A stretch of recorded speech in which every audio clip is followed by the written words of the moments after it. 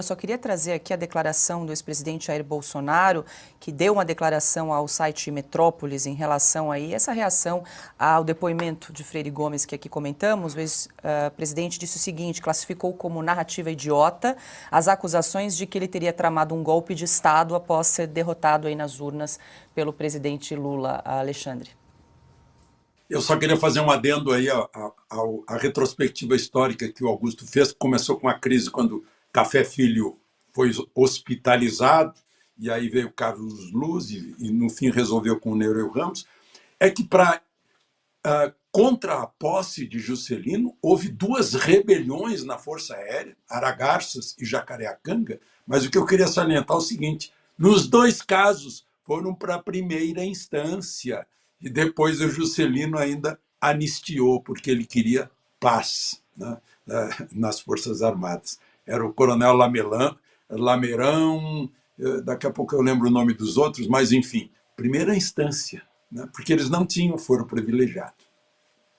Piotr, só trazendo aqui que o Jair Bolsonaro se manifestou aqui ao site Metrópolis e reforçou até o que vocês estavam comentando aqui nos comentários. Disse o seguinte, aspas, não é crime falar sobre o que está previsto na Constituição Federal.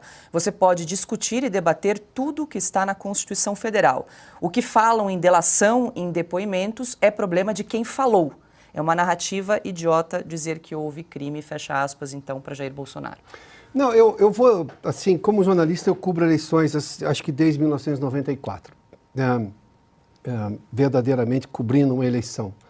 Nada pode ser comparado à eleição de 2022, na forma como foi, a intensidade, a atuação que o TSE teve completamente diferente do próprio TSE de outras eleições, as acusações que existiram, a forma como os candidatos chegaram, sobretudo a questão do Lula, depois da anulação das penas impostas pela Lava Jato, porque Curitiba não era o local ideal. Isso tudo causou uma ansiedade, uma contrariedade em boa parte da população que estava acostumado com o que eu tenho falado com muita frequência aqui, a democracia e o entendimento de democracia, liberdade de expressão, política, eleição, pacificados, tudo isso pacificado no país. Ela viu, essa população, os brasileiros viram um negócio completamente diferente.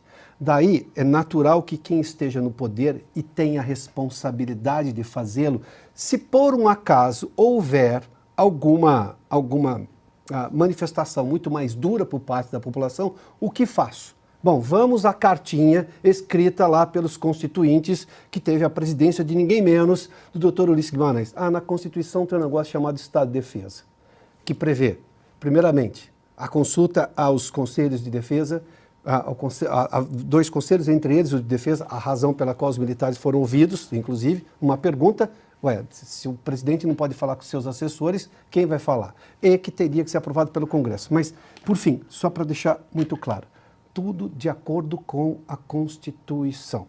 E é natural que alguém tenha feito isso se preocupando. Não houve necessidade, chegou-se à conclusão que não precisaria, que não faria nenhum sentido, que não haveria essa manifestação mais dura, as pessoas ficariam incomodadas com o resultado, uma parte, a outra não, mas enfim, que não haveria necessidade. Se este governo atual, que tomou posse no dia 1º de janeiro de 2023, tivesse a preocupação de se proteger e proteger as instituições, o dia 8 não teria acontecido. Mas a gente viu uma CPMI que não conseguiu apurar porque não quis apurar, a gente não tem as câmeras do Ministério da Justiça até hoje, a gente não viu o reforço de segurança ali todo dentro, inclusive do próprio Palácio do Planalto, que é obrigação, sim, do GSI. Bom, esse governo falhou na defesa de Brasília. Está sendo investigado por isso? Ana, para a gente fechar a rodada?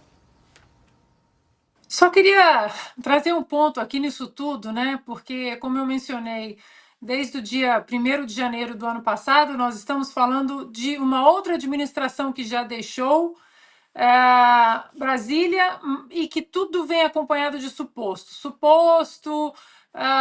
suposta carteira de vacinação, suposta baleia, suposto isso, suposto aquilo.